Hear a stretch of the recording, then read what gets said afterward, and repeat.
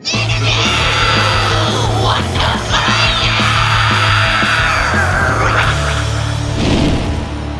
guys, I'm Skinned and I'm here with Sony for Interview Under Fire.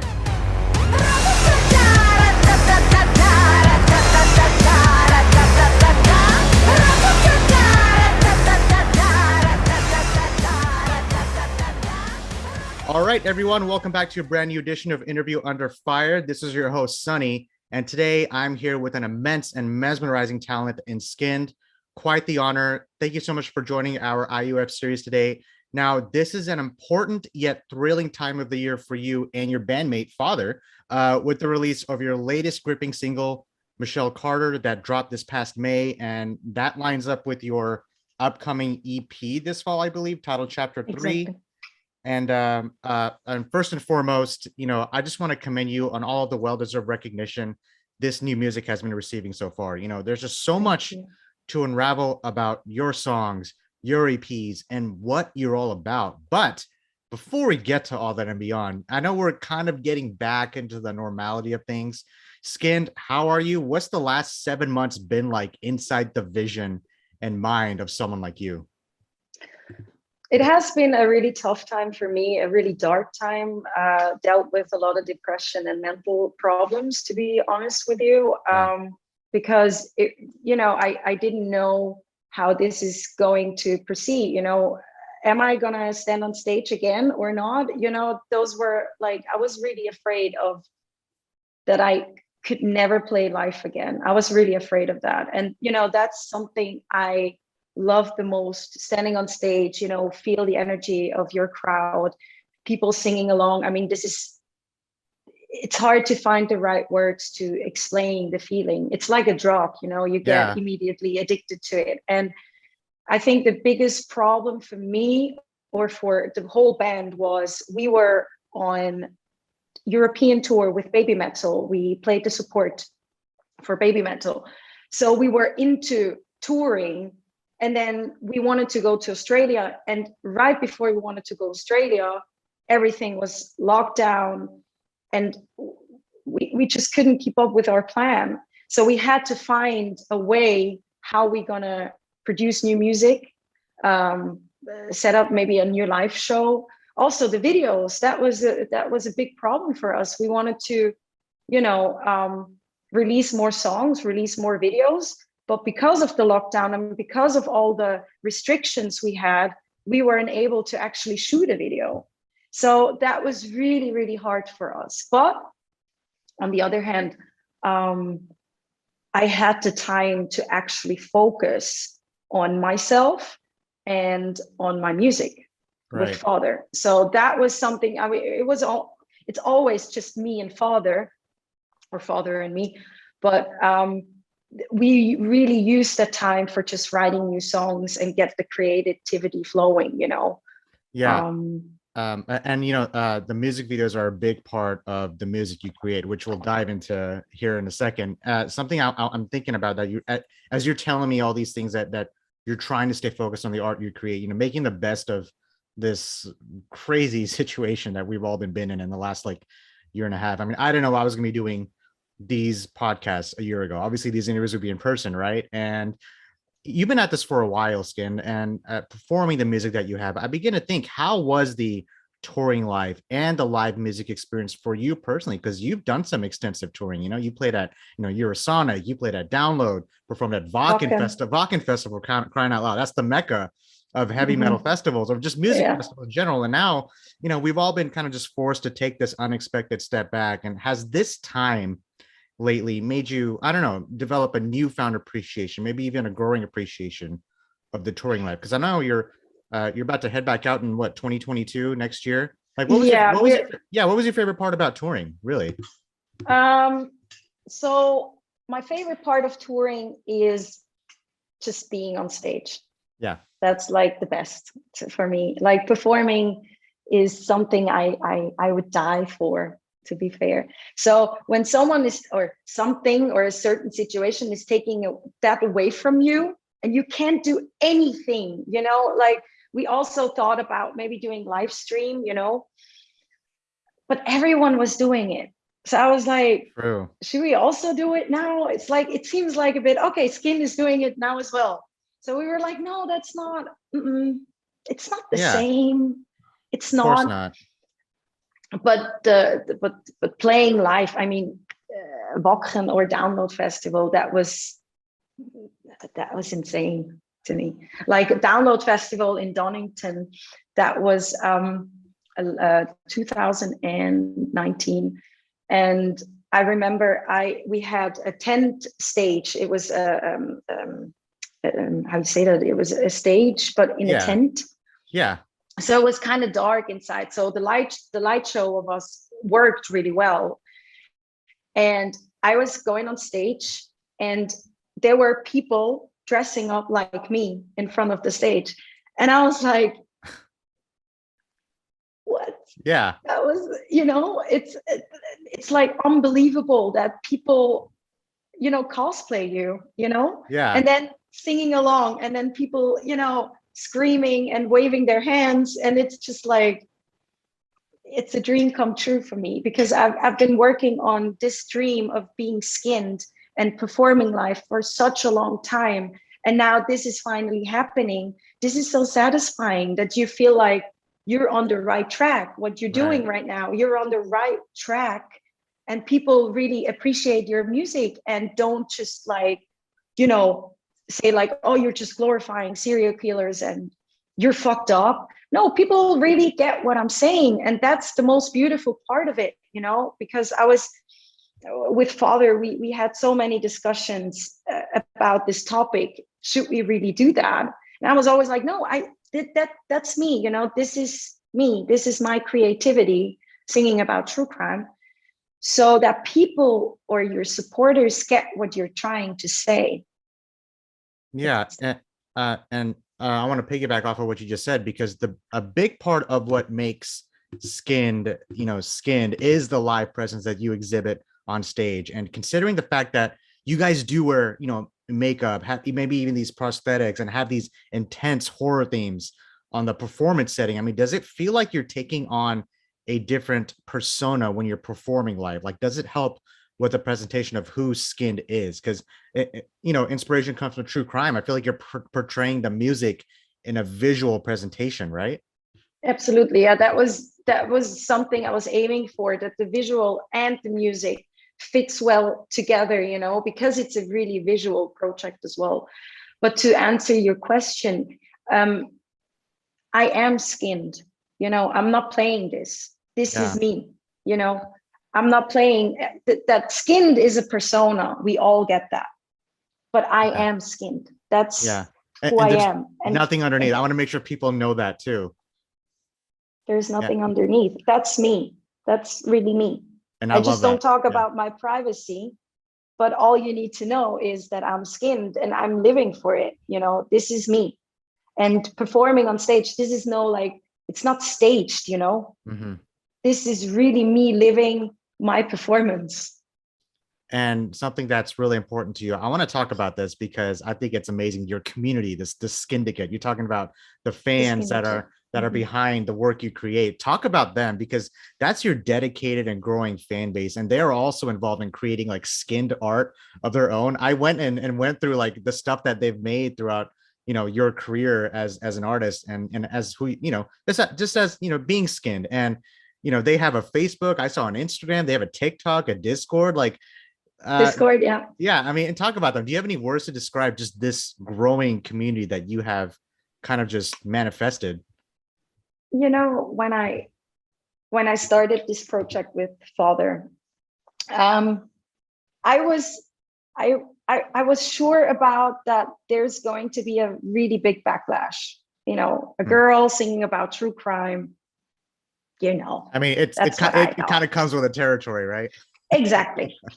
And but to see that people are like fans creating their own syndicate fan group, posting every day. I as an artist, you have the chance now to actually get into the groups as well. Before Mhm. it wasn't possible, or I didn't know about.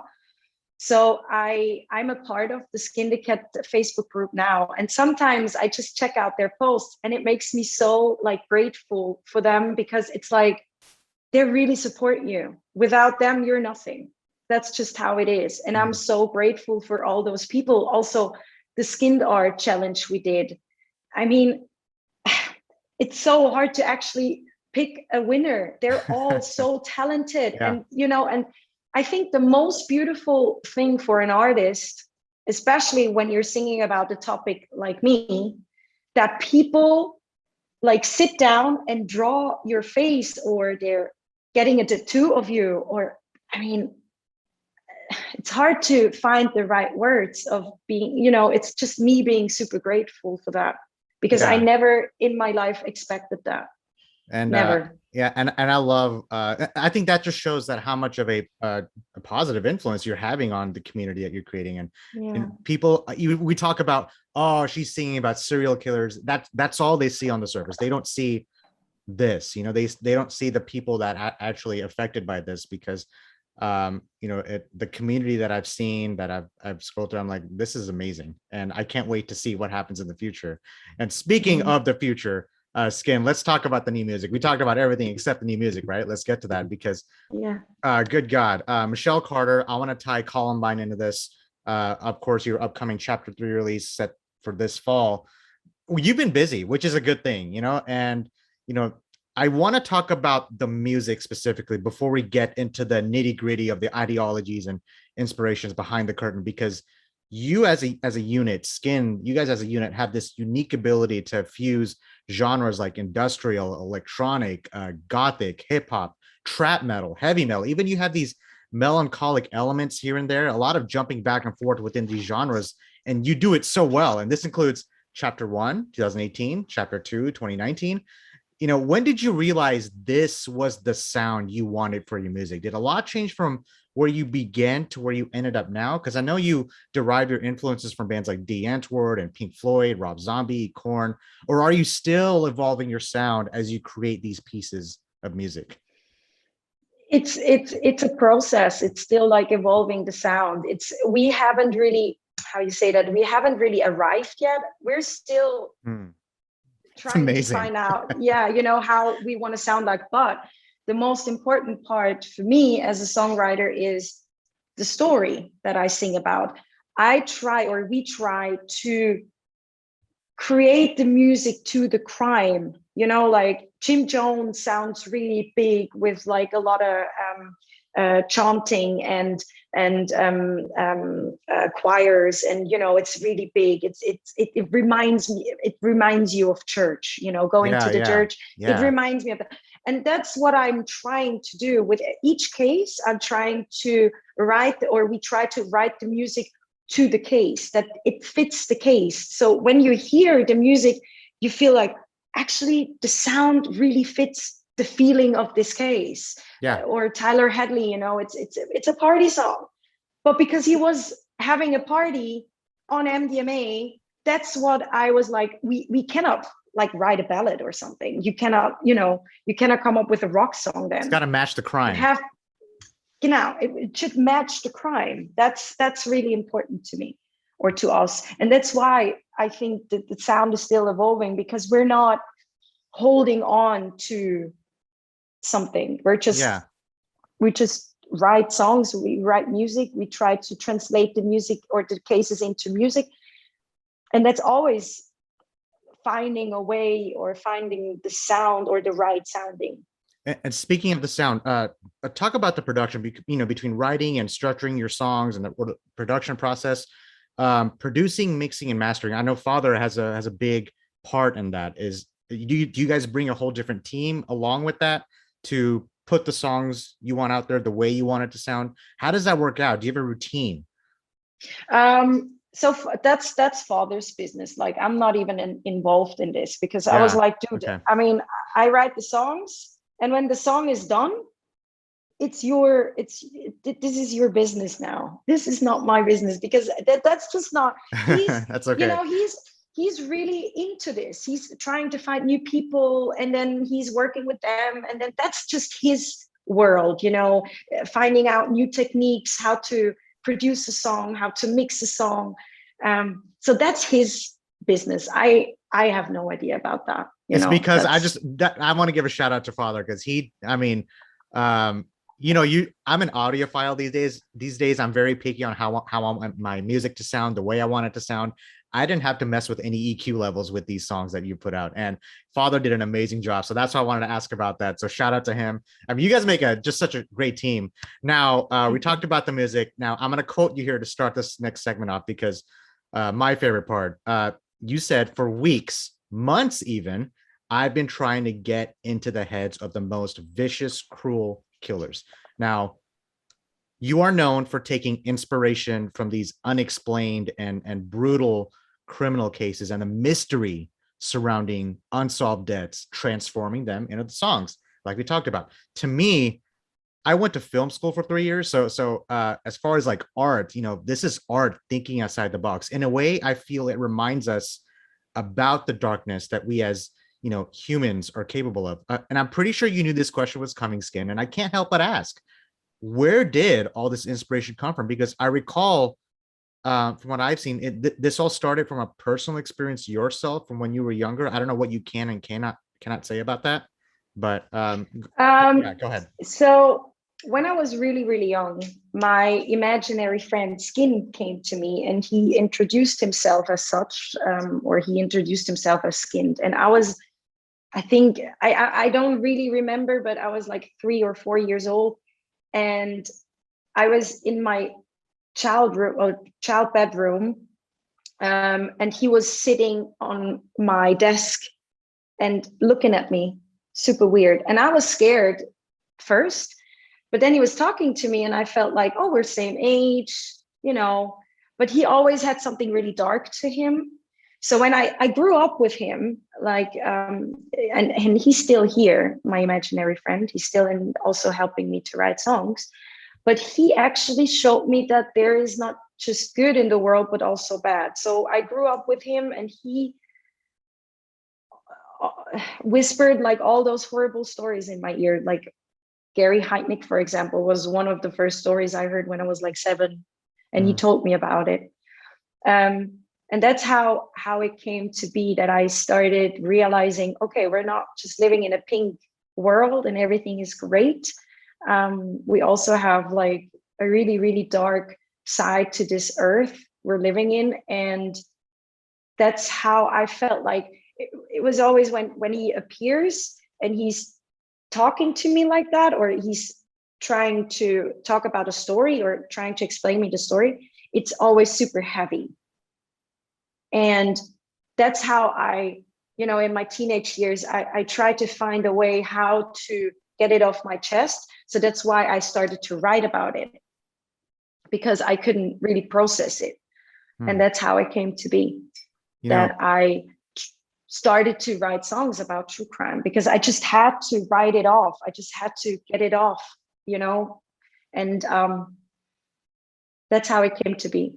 Yeah, that I write songs about true crime. Almost like a way to channel your expressions in a productive manner, Exactly. You have a song like Michelle Carter, which tells the true story about the girlfriend getting her boyfriend to commit suicide. And then you have a song like Columbine, which, that's in the name. It dives into the experiences of the Columbine high school shooting of 1999. I remember seeing, as a kid, it on the news, and I want the people out there to know that these songs are not glorifying the killers. In fact, I love what you're actually doing here, because that is raising awareness about these horrific crimes that people may not have a lot of information about, paying respect to these victims while giving these events a newfound awareness, and Michelle Carter, for example, you have that on that video, you have that link to that mental health resource, which is awesome. And I talked about art at a whole new level, raising the bar for the horror genre. And you're a storyteller. I know you talked about that about yourself, but telling these stories in this particular art form. SKYND, what's the most challenging part about creating this form of music? This form of message to the world out there. Is there any pressure from when you sit down to brainstorm these ideas?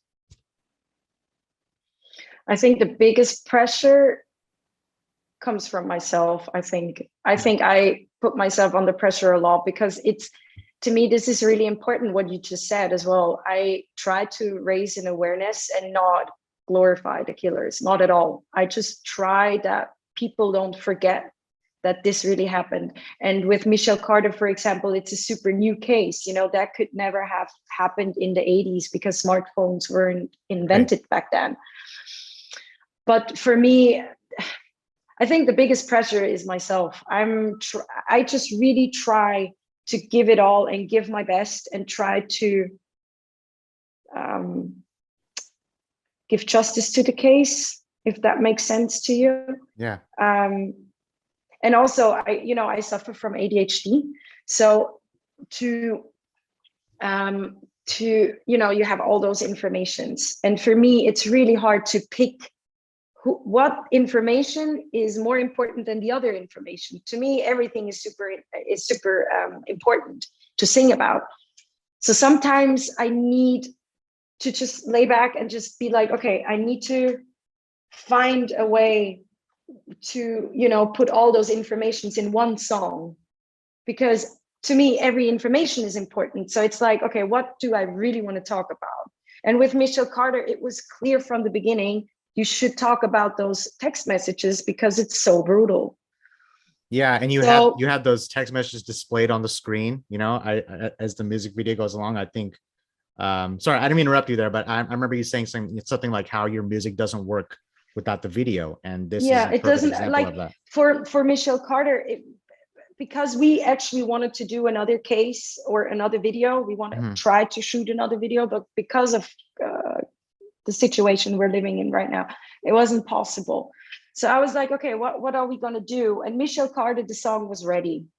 And I was like, why aren't we just make like a lyrics video? Because this song is made for a lyrics video, because there's so much, texting, and it's actually cool to see, or not cool, but it's like nice to see what she was texting, And that's why we decided to pick Michelle Carter first and release this song, because it was the easiest song to produce, but it was, because of the situation. So, but yeah.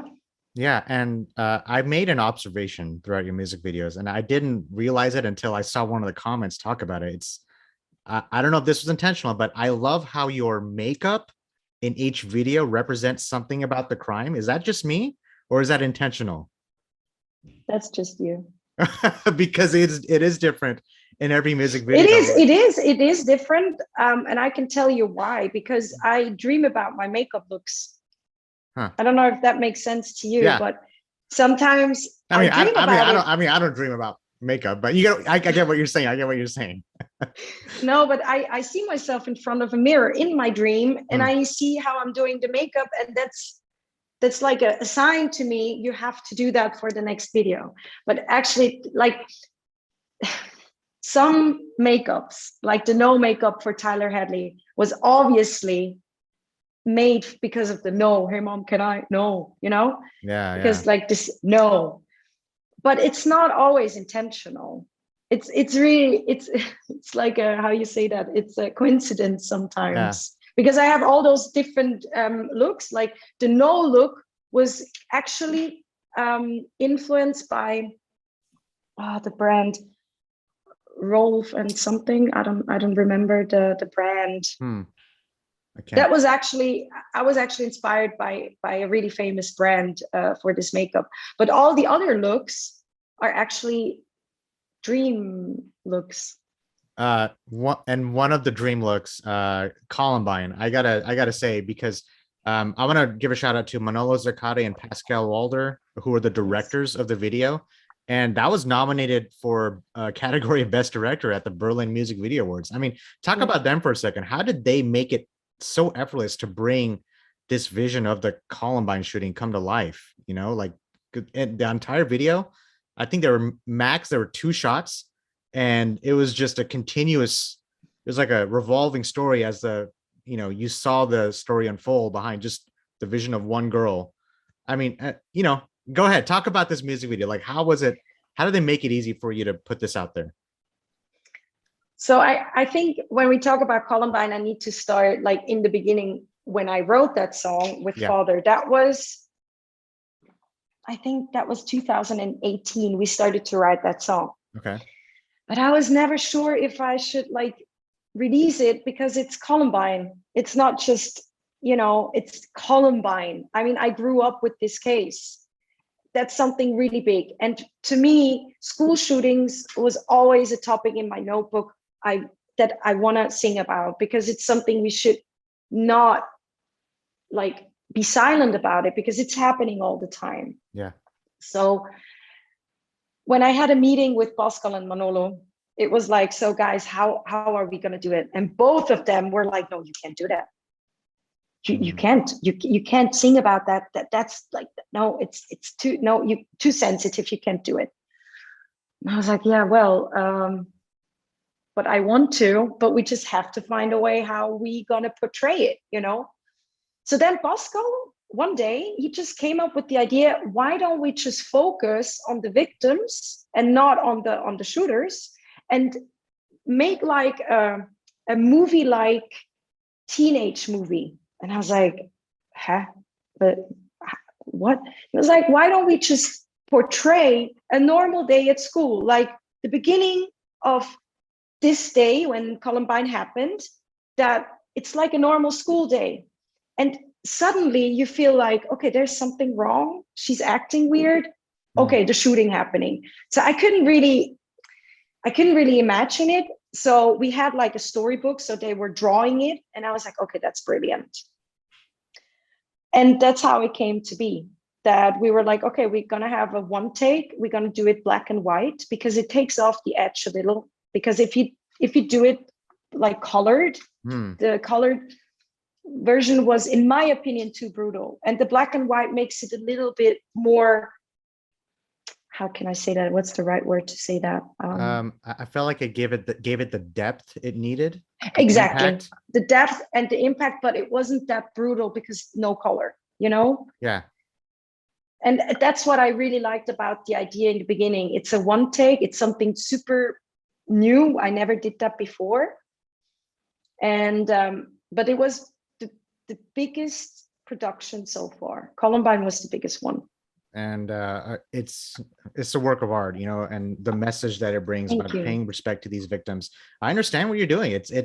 I love that you're doing this, raising awareness. Again, I don't mean to sound like a broken record, but it's a form of art that you're getting the message out there to people like me, millions of fans out there. If you don't believe me, anyone who's listening, go to the YouTube comments and you'll see there's a reason why you have multiple million views. It's because it's gaining the attention that it needs. And I want to throw another name at you, which I know this means a lot to both of us. Jonathan Davis. I grew up listening to Korn, obviously. You collaborated on the song with Gary Heidnik. You mentioned that song earlier.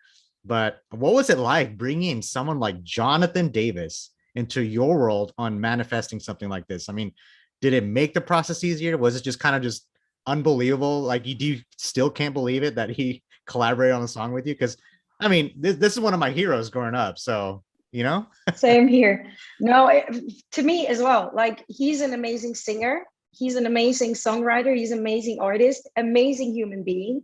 And I knew that before as well, because I was a huge fan, or still a huge fan. So when this came to be, and when Jonathan Davis texted Father and asked Father if he can be part of Gary Heidnik, I was like, what? It's like, you was texting me, right? Well, that's a no-brainer, right? Obviously, like we were joking around, Father and I. We were in the studio and we're both like, no, we don't know what, huh? No, but it was such an honor. And it's a fun story, because when Father told me that Jonathan Davis wants to be part of Gary Heidnik, we were in the middle of shooting Eliza Lamb. Man. I remember that I was sitting backstage in like doing makeup and shit. And then Father called me and he was like, dude, you won't believe what just happened. And I was just like literally doing my makeup. And he told me about it. And I started to cry. And all my makeup was like, like I couldn't stop crying, because I was like so overwhelmed by this, because I was like, this is insane. And I think you feel it with my reaction. Yeah. Until this day, you don't really it's have any really, words. I mean, I'm not surprised you don't have any words, considering the amount of and he really helped me with the process. I mean, I believe that he was a door opener for many things, and I'm like super grateful and thankful for that. And he always said it's not his intention to you know, to how you say that, help me in this kind of way. He just wanted to be part of it. He was super, like, how you say that, he was enthusiastic, just yes, and he it wasn't his intention to help me, but he did, you know, yeah, without even doing anything. He was part of the song, but he wasn't like going around and be like, okay, you need to sign SKYND here and SKYND there, you know. It's just, he was part of it, and just this helped me to get to Wacken or to Download Festival, because otherwise no one would have cared. That's my opinion. But because he gives his name to this song, it's like people take you more serious automatically. And that's what just happened. What did I say earlier about how you're really raising awareness to these stories that you're telling, the art form, the things that you're making, that captured someone like Jonathan Davis? That already tells me you're doing something right, you know? Now, by the way, you know, as I was prepping for this interview, by the way, this has been an amazing conversation. So I love that we're able to connect on so many levels here. Research, SKYND, is a big part behind the music you create. And I know that's something that's important to you. I'm telling you this because I found myself doing the exact same thing. I felt like a detective here. I got so absorbed into these stories that you sort of retold in a more eye-capturing manner that I couldn't even let go. You know, when I log into Facebook, for example, or whenever I'm on Instagram, I see these posts from my friends or whoever I'm following. I don't know if you've seen it yourself. You know, they mention how, you know, this new serial killer documentary is the buzz and you have to watch it, whether it's Ted Bundy or Chris Watts. I know Chris Watts had one, what is it? American Murder Next Door. American Murder. Yes. Yeah, on Netflix, or Katherine Knight.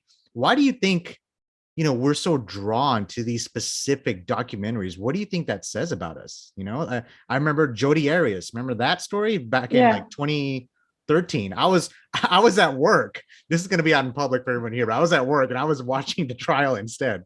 But you see what I'm saying? What do you think that says about us? Why are humans so glued to stories like this, from your perspective? From my perspective, I think that,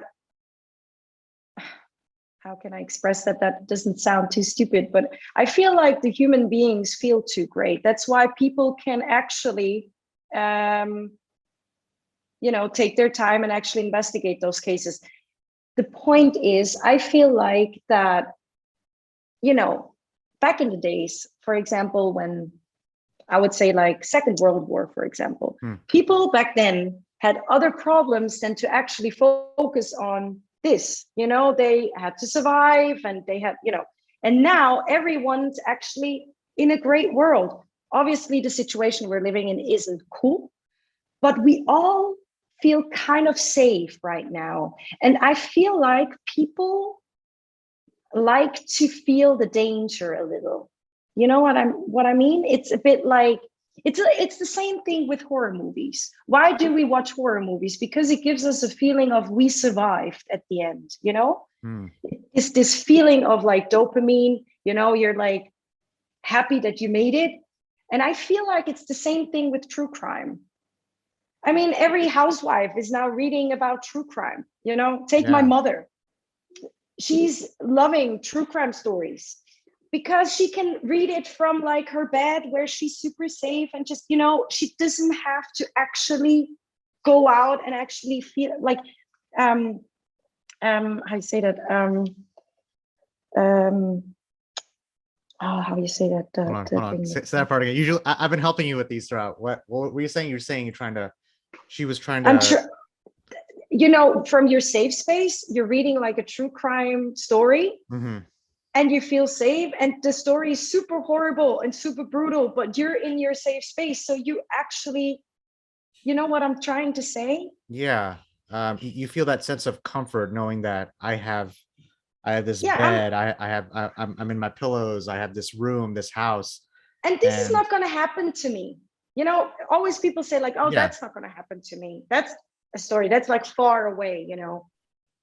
And I feel like this is kind of a problem and humans that everyone committed thinks those crimes. It's a human. We're humans, you know. I mean, we're not alien. It's that's not not that. aliens. It's Yeah, not a monster that's that's not living going to under your change. bed.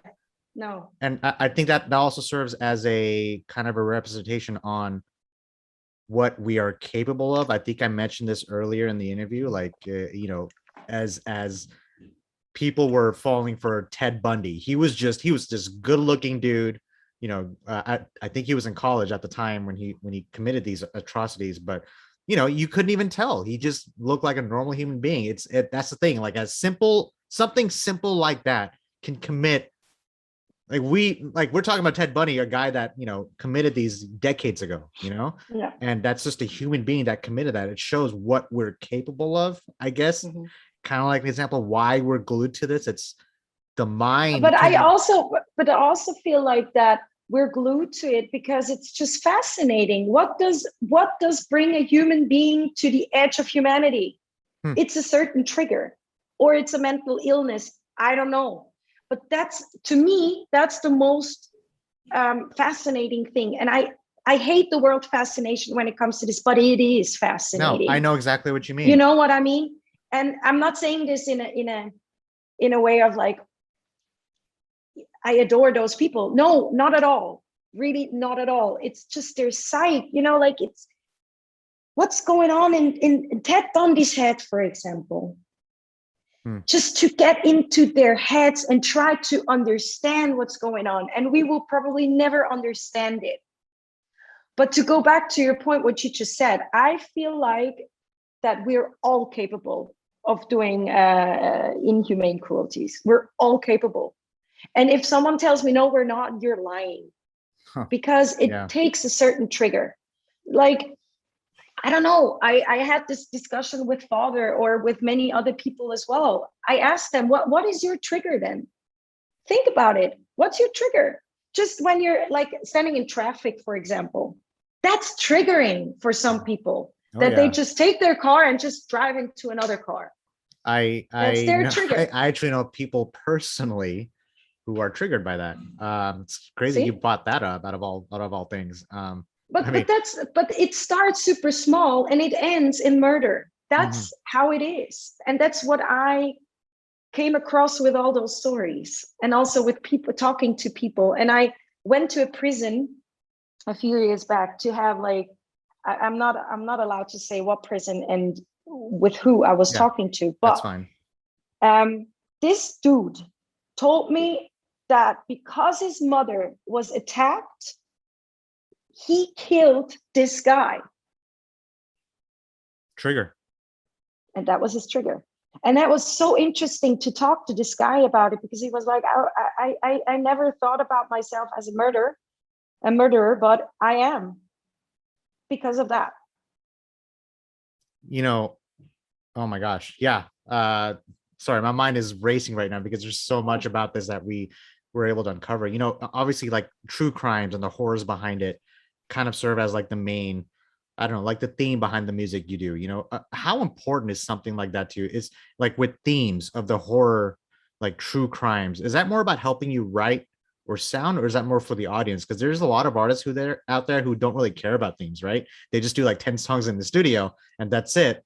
But with you, you really like dug into this, and on the other side, you were able to create these pieces of music, this form of art that, again, I'm repeating myself, but there's a point to this about why a theme is so important to you. Like the themes, you can't do the music without the themes. Is that another way to put No, it? Yeah. yes, I So, can't. and The so, music wouldn't work without the yeah, cases. yeah. And case in point, you know, these collections of songs, these EPs, you know, talking about chapter 1, chapter 2, I'm excited for chapter 3. Do you see these as snapshots of where you are in a certain time in your life looking back, Skinned? No, Hmm. no, it's not a personal thing here. No, with like trying to, like, it depends. Michelle Carter was a case I wanted to write about and focus on it because it happens because words can kill. Yeah. And that was really important to me. It's just important because it has a message. It has the mental health that we need to be aware of as well. Like people still have no idea what mental issues can do.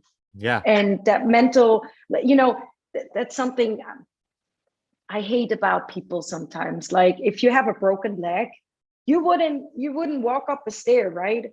But when you're depressed, they don't see it, but they still push you. And that's something I try to put like a light on it. Mental health is something we still need to talk about. And Columbine, school shootings, is something that has never changed. Never. There's no change. And not even in the future. It doesn't seem like there's going to be change. And I try to pick the cases first that like the one I'm most interested in, I can focus on because of my ADHD. And second, what's the message behind it? Does it actually fit the time? Because I have so many cases, I'm in so many songs I wrote. So I can decide now, you know, like, or the topic I can decide. So I always think about, is it like an up-to-date case? Is it still like on? And most of them are still like happening. I mean, cults are still happening. Jim Jones, this is still happening. That's all true. Over the world. Yes. And Tyler Hadley's killing their parents. They're still out there too. Also, there's also a problem with mental issues, is, you know, it's just, I really try to pick the cases where I feel like there's a message and I can really stand behind it. And I remember someone saying on one of your videos, and it's a very, I agree with this person. They said, the crazy thing about all this is that, excuse me, is that you won't run out of songs. You know, that's the sad thing. That's a sad thing to think about. And, but there's a point to this. We're talking about it, you know, like raising awareness, mental health. And I have so many friends who struggle with mental health, you know, yeah. I'm no stranger to that myself. And it's crazy. If you don't deal with mental issues, I'm so happy for you. Great. I love that you don't have to deal with what we have to go through. And that's another message, is raising mental health as an awareness for this music that you put out. And SKYND, we've covered a good amount of ground on this amazing interview. I hope we get to do this again in person when you come to Dallas. Yeah. That'd be amazing to do. You know, that would be amazing. And you know, what is the most, you know, you told me all these things that you've done so far up to this point. What is the most rewarding part for someone like you who is now at this point in their career? You know, we talked about touring, your syndicate fan base. At the same time, you've been involved with many other different aforementioned talented bands, artists, individuals throughout that timeline we have talked about. You know, as a musician, as an artist, and hell, even as a human being, if I can head in that area, you know, have your aspirations as a performer, have they changed or evolved since when you first started performing in the industry? No, not at all. That's an answer. No, because the most rewarding thing is to see that people do the SKYND art, like draw SKYND art or whatever. That's, to me, still, it's super emotional to me as well, to feel. That's really what this is something I could never, like, I wished for it, but I could never, like, I never expected it, that it's that, like, cool that people really support you. And that's the biggest reward for me. And that people take their time and text me on Instagram. I mean, sometimes I get DMs that's like heartbreaking. It's beautiful to see that people get creative because of you, or people could get out of their bad headspace because of you, or even kids singing along to your songs. Sometimes I feel like, oh, this boy is too young to actually sing Ratatata. But well, you know, if the parents introduce them to that music and tell them what it's all about, I don't think it's a bad thing to do. Yeah, You I know? think the message is it's very important. It's very important. And people just Yes. these days, I feel like people just look at what's on the surface. I think your Mhm. music is kind of like a testament to that. It's kind of like a lesson. You just look at the surface and that's it. That's all you need. That's not good enough, you know, especially No. today. You got to dive into it from the inside out. Feel what it feels from the inside. Case in point, look at what I'm talking to you about. All these things that affected someone like me, and It's beautiful. it's really amazing. Maybe not the best word to say, but you get what I'm saying. Like, it's pretty fascinating about how you were able to get creative with this and really put this, you know, out there for people to get the message that it really means. The message. I'm beating that to a pulp here. I know that, but that's the reason why I'm talking to you about this now. Skin, this is the last part of the interview. Again, I want to thank Oh, you don't so worry. much for doing this. This has been such an honor. You know, I usually ask my guests like a kind of like a really fun tidbit question before we finish things off. I know we talked about movies, kind of like how like the horror genre is kind of like I mentioned I went to film school. I love the cinematography you've done behind the music videos. Do you have, you don't know, 5 favorite movies you can think of at the top of your head that you really love that maybe have influenced you or trying to, I don't know. It's not a movie, it's a series. Okay, that counts too. It's American Horror Story. Oh, of Like, course. How did I not? Of course. all seasons, like Murder House, Hotel, Apocalypse, Roanoke, 1986. Yeah. What were the first 2 all seasons? those, Murder House, Asylum, and Coven. Freak No, Show. wait. Yeah. So I watched the first 2 seasons. I haven't watched anything since then. You have to. I just haven't had time. You have to watch it. You have okay. to watch it. It's like, to me, this is the only series I can rewatch and I never get tired of it. And now there's a new season coming out soon. And I'm a huge fan of Ryan Murphy. I mean, oh God. I would, if I could ever work with him. Ryan, hit me up. Plug it in now. This will be on all major streams out there. So Ryan, if you're listening, please do something with Skin. And it's going to be a work of art. I mean, combining the minds of someone like you and someone like Ryan, who's behind the, just the, that would be amazing. Just the stories behind American Horror Story. I love how every season's different. They have these recurring characters coming back. That really gives it the depth. And it's so well done. Yeah. It's like, it never looks cheap. And now you got me to, I know what I'm going to do this week. So there's, I've been rewatching shows on Netflix.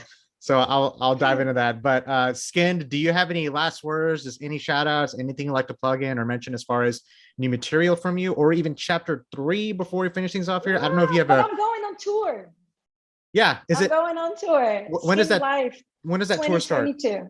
Okay. 2022. Yeah. Like, and it's going to start 1st of February in Helsinki, Finland. And hopefully we can get you here in the States sooner than later. I hope so. I know everything is kind of like upside down here in the States. Like we're going back to like, sometimes it goes to like these phases 1, 2, 3, 4. Then we go back to phase 1 and lockdowns again. And I don't know. I'm here in Texas. Texas is just on its head. It's been on its head for the last year and a half. Who knows? But hopefully I can't wait I have to see you just the performance that you guys put out. So that's what I'm waiting for. I know I'm like, or you just come to Europe and watch us play the hey, there we go. That's another solution. So we'll stay in touch on the socials. Skinned, you be safe out there. And thank you too. No, thank you so much again. Was really great talking to you. Sorry. Hey, likewise. I can't wait till we do this again. We're going to talk about that time when we did an interview during the pandemic, right? That's something to look forward to. Skin, be safe where you are. Can't wait to see no more new music. Have a great tour. Have a great rest of 2021. If I don't see you again, let's stay in touch on the socials. Thank you so much. And I'll see you next time.